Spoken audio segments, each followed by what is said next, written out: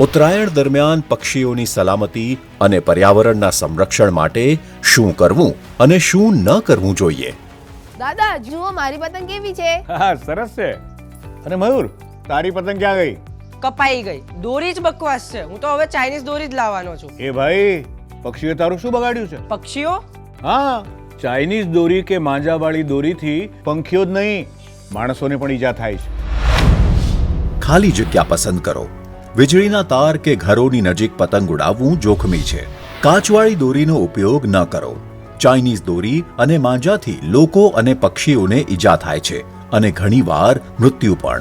સવારે 6 થી 9 અને સાંજે 5 થી 7ના સમયગાળામાં પતંગ ના ઉડાવો.